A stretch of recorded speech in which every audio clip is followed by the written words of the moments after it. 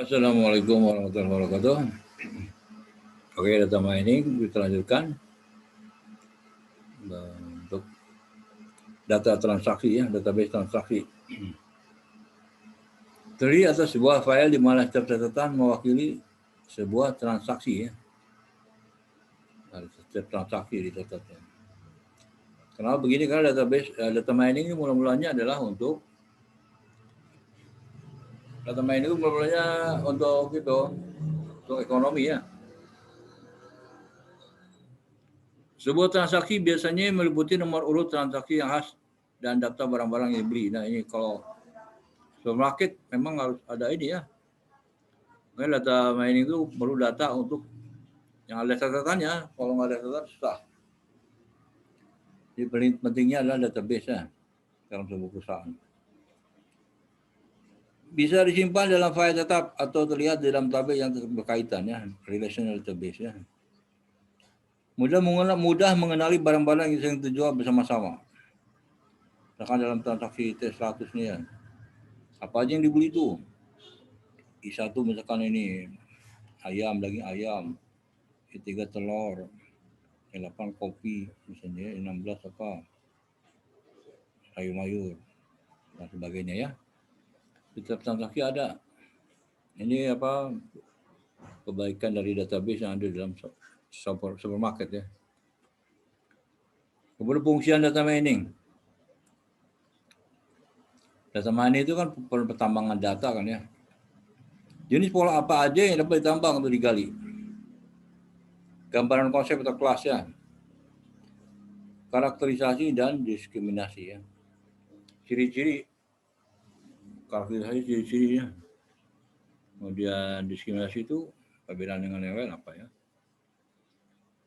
Dapat diasosiasikan dengan kelas atau konsep ya. Yang ini misal kelas barang-barang, komputer, printer, dan sebagainya ya. Komputer, printer, pager, dan lain-lainnya. Konsep pelanggan. Pelanggan seperti apa? Borong, hemat, keblinger, keblinger. Keblinger bisa terlalu banyak belanjanya tanpa memperhatikan keperluan apa. Keblinger. Terlalu banyak belanja. Borong masih oke dikontrol kan. Bagaimana melukiskan barang-barang atau konsep tersebut?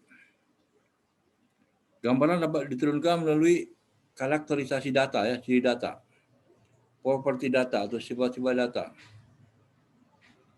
Meringkaskan ciri-ciri umum dan target kelas data kelas ya, yaitu meringkaskan ciri-ciri pelanggan yang berbelanja lebih dari Rp1.000 per tahun misalnya ya, pada toko elektronik. Kita mungkin 10 juta berapa, 10 juta berapa ya. Hasil bisa aja sebagai profil umum dari pelanggan, seperti kisaran pada umumnya pada 50 umur, misalkan umur ya. Kisaran umur dan umum ya. Kisaran umur.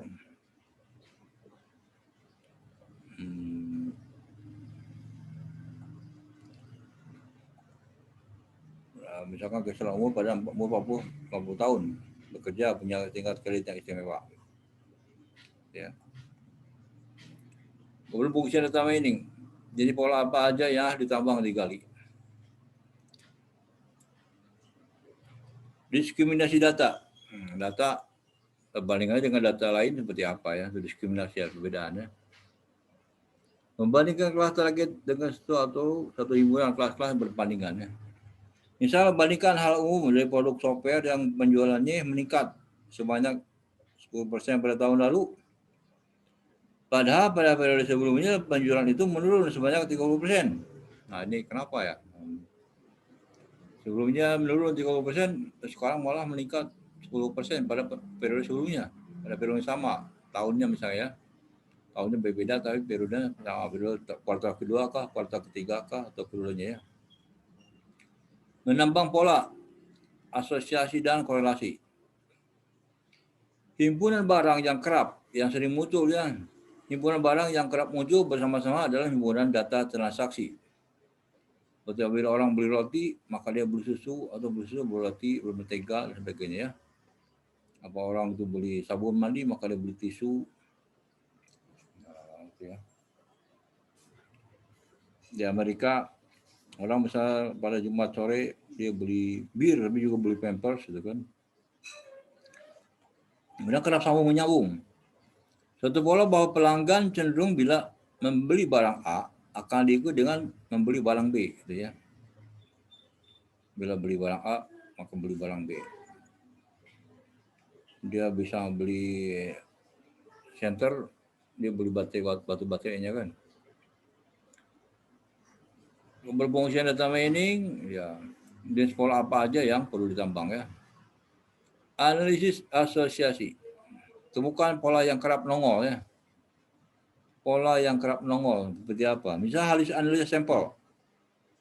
Suatu aturan asosiasi, misalkan beli X, berapa komputer ya, maka beli komputer ini supportnya berapa, daya dukungnya berapa ya, dari sejumlah transaksi itu, daya dukungnya berapa.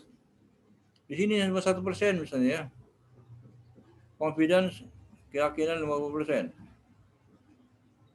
Ini supportnya kurang ya, terus sedikit 1%. Kalau confidence 100% masih oke, pertengahan ya.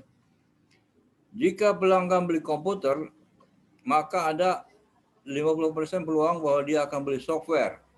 1%. Software ya.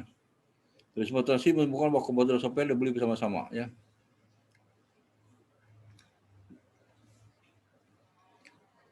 Jadi dalam ini aturan asosiasi itu ada support, ada confidence ya.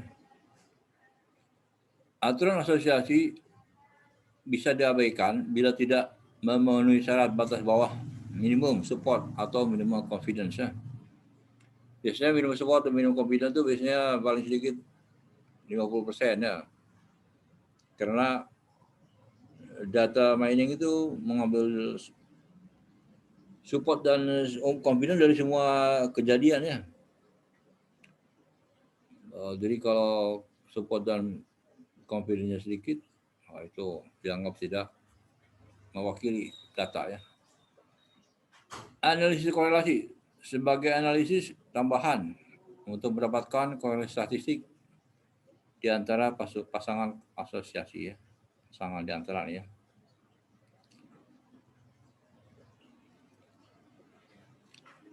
Klasifikasi dan prediksi. Klasifikasi, proses menemukan model yang menggambarkan dan membedakan kelas-kelas data atau konsep dengan maksud memudahkan penggunaannya untuk memperkirakan kelas-kelas benda-benda yang label kelasnya kagak diketahui ya. Model diperoleh berdasarkan pada analisis data training, data benda yang kelas-kelasnya labelnya tidak diketahui. Data training ini data perlu dilatih ya. Data perlu dilatih. Model dapat diwakilkan dalam aturan klasifikasi if then, jika maka ya. Jika maka, pohon keputusan, decision tree, dan neural network, jaringan saraf ya, neural network ya. Perkiraan, memperkirakan nilai data angka yang tersedia atau yang hilang ya. Namanya imputation, data yang hilang atau tidak tersedia diganti. Nah ini seperti ini ya, kelas ya, klasifikasi. Kalau umurnya berapa dan pendapatannya berapa, maka kelas harus kelas A. Umur berapa, kelas B ya. Umurnya ditanda antara tengah-tengah kelas C. Nah, kelasnya bagi Anda membuat kelas ketika pelajaran statistik ya di awal-awal. Ini umur, kemudian pemuda ini sebab apa, remaja ya, atau di atasnya kelas C, pendapatan berapa, kelas A, kelas B ya. Seperti itu ya. Ini algoritmanya nanti oleh program data mining ya, jadikan inilah, jadikan hasilnya. Ini umur F1, F3, F6, pendapatan F2. Terusnya lagi ada berkesinambungan ini ya. Ini bisa membentuk model sendiri ini ya. Kelas A, kelas B, C ya. Analisis gerombol, cluster ya. Label kelas tidak diketahui. Data kelompok akan bentuk kelas baru. Kelompok atau cluster benar-benar terbentuk berdasarkan pada prinsip memaksimumkan kesamaan antar kelas dan meminimalkan kesamaan juga ya. Kalau samaannya banyak, satu kelas lah. Bisa mengidentifikasi anak populasi pelanggan yang homogen. Gerombol ini bisa mewakili grup target individual untuk pemasaran ya. Main dekat biasanya kan mirip-mirip jadi satu gerombol ya. Kalau gerombol orang suka main karambol ya. Gerombol orang yang suka main kelereng dia dan sebagainya. Analisis keanehan. Data yang tidak patuh pada tingkah atau model biasanya ya. Ini aneh ya. Keanehan biasanya dibuang AJ karena mengandung atau kekecualian ya. Tetapi dalam data mining keanehan tidak begitu saja dibuang ya. Siapa tahu dia bermanfaat untuk memeriksa penyalahgunaan ya. Misalnya memeriksa impor beras, impor garam. Kenapa beras impor, garam impor? Ada negeri kita misalkan banyak beras banyak impor. Ya garam ya. Itu keanehannya. Perlu dengan analisis keanehan. Analisis evolusi, penggambaran dan pemodelan keteraturan atau tren-tren bagi benda-benda yang berubah kelakuan pada waktu ya. Misal mengenali keteraturan evolusi stok bagi keseluruhan stok ya. Evolusi itu berjalan secara pelan-pelan ya. Jadi perubahan pelan-pelan ya. Dan bagi stok dari perusahaan tertentu. Data mining dapat membangkitkan ribuan pola. Bisa banyak ribuan pola ya. Tetapi tidak berarti semuanya menarik. Hanya beberapa yang menarik. Suatu pola disebut menarik bila mudah dipahami oleh orang. Kemudian sah atau benar pada data baru atau data testing ya. Bila diujikan pada data baru atau pada data pengujinya, dia masih jadi benar kan? Tetap aja dia model itu berlaku dengan beberapa syarat uji tertentu ya. Bermanfaat untuk di kemudian hari, misalnya bernilai tinggi. Mengesahkan beberapa hipotesis bahwa seorang pengguna mencarinya untuk konfirmasi. Ini pola yang menarik ya. Pola yang menarik. Misalkan semakin mahal harga makanan di satu kedai, maka pengunjung semakin banyak datang. Kenapa ya? Kok mahal dimahalkan malah pengunjung banyak datang? Aneh kan? Kenapa itu aneh? Karena katanya kalau ada misalkan seminar gratis orang nggak mau datang, tapi kalau seminar berbayar orang mau datang. Wah ini ya. Kenapa ya? Saya studi analisa dengan anehannya. Suatu hal yang terukur dan menarik berarti mewakili pengetahuan ya. Atau knowledge ya. Hal terukur bisa diukur, bisa dihitung ya. Dan menarik. Berarti itu mewakili pengetahuan atau knowledge. Pengukuran objektif. Berdasarkan pada statistik dan pola susunan, misal support confidence ya. Support itu dari dukung ya, dari data itu. Confidence, keyakinan dari data itu. Dan lain-lain. Aturan yang tidak memenuhi batas bawah kriteria, misalkan prestasi support dan prestasi confidence kecil, misalkan di bawah 20% atau di bawah 50%, maka dianggap tidak menarik ya. Maka dalam data mining perlu data banyak. Pengukuran subjektif. Mencerminkan keperluan dan kepentingan pengguna tertentu atau konsumen tertentu ya. Misal, seorang manajer pemasaran hanya tertarik dengan karakteristik pelanggan yang sering berbelanja AJ. Nah, ya. Seorang manajer perusahaan hanya tertarik dengan sifat-sifat pelanggan yang sering berbelanja AJ. Adalah pengukuran subjektif. Ini berdasarkan pada kepercayaan pengguna kepada data ya. Si pengguna kepada data itu percayanya seperti apa? Makanya ada kalau kepada data sendiri, pada untuk skripsi harus percaya ya. Misal, pola itu jadi menarik bila wujudnya tidak diperkirakan. Pola dari data mining ini akan menarik bila keberadaannya itu nggak diperkirakan ya, tiba-tiba aja ujung-ujungnya, atau dapat digunakan untuk perencanaan strategis dan lain-lain. Pengukuran objektif dan subjektif perlu dikombinasikan ya supaya kuat. Kalau yang subjektif tidak jauh dari